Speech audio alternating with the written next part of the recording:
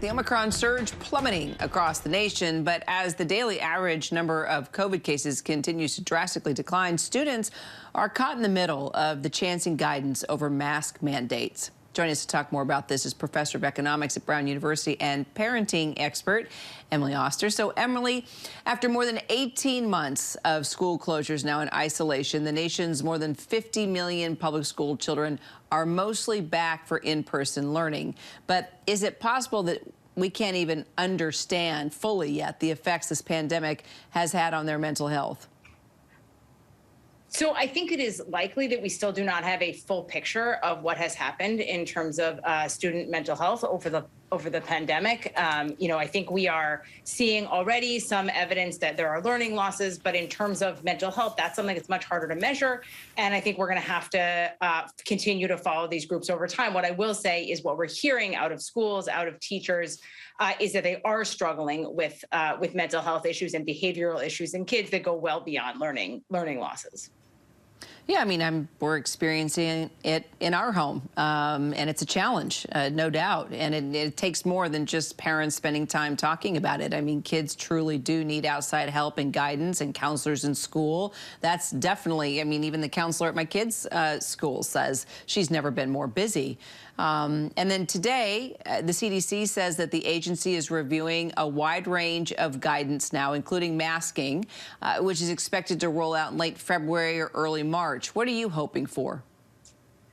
You know, I would like to see them at a minimum indicate some off-ramps for masking in schools. I'm not optimistic that they will do that. You know, I think that that on the one hand, being in school in person, having access to good counseling, that's probably the most important thing that we can do for our kids. On the other hand, I think it is probably not okay or not a good idea to continue masking indefinitely, particularly because we don't have a lot of evidence that it's actually preventing COVID cases in schools. So I would like to see some off-ramps there. I think it's a bit of a challenge because there's a lot of resistance to that and maybe some misunderstanding. And the CDC has tended to be quite conservative with respect to their choices about schools. So a lot of the mental health issues you're saying we probably will not be able to fully grasp until some time. But we are already seeing students having to repeat a year. They're getting behind in the academics and they're having to go at it again. Can kids catch up on learning skills? Absolutely. I think they can. The question is more for me, will they? So some of the losses that we're seeing in terms of learning are extremely large. So districts that were fully remote in Virginia, students lost an average of 30 percentage points in terms of pass rates in math. And that's just an enormous gap. So is it possible to make that up? Do we have a sense of how to do that? Yeah, with additional tutoring, with more one-on-one instruction, with potentially work in the summer. There are things that we have a sense of how to do. I am not always sure that those are the directions that we're gonna go, and I think that's something I'd like to see more policy focus on, how we're gonna actually implement that recovery, particularly in districts that tend to serve lower income students or more students of color, where we've seen a larger loss on a lot of these dimensions. Finally, before we go, your advice, Emily, to parents that are just dealing with mixed messages and what to look out for and pay attention to so we can try and keep our kids moving forward academically and mentally.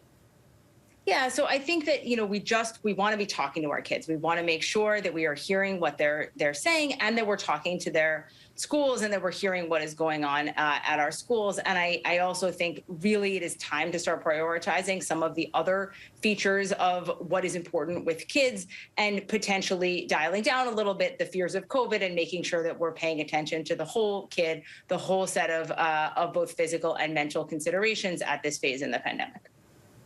Emily Oster, appreciate the conversation. Thanks, Emily. Thank you. Hi, everyone. George Stephanopoulos here. Thanks for checking out the ABC News YouTube channel. If you'd like to get more videos, show highlights, and watch live event coverage, click on the right over here to subscribe to our channel. And don't forget to download the ABC News app for breaking news alerts. Thanks for watching.